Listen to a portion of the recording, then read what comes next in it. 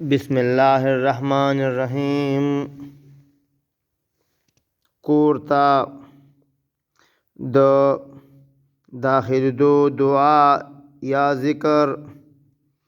بسم الله ولجنا و بسم الله خرجنا و علی الله ربنا توکلنا.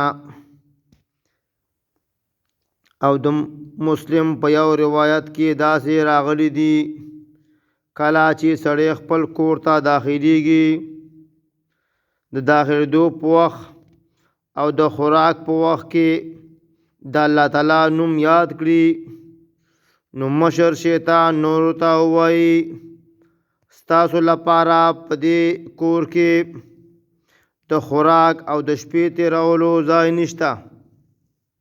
الله جل شانه دې موږ د قرآن او د احادیث په لار روان کی.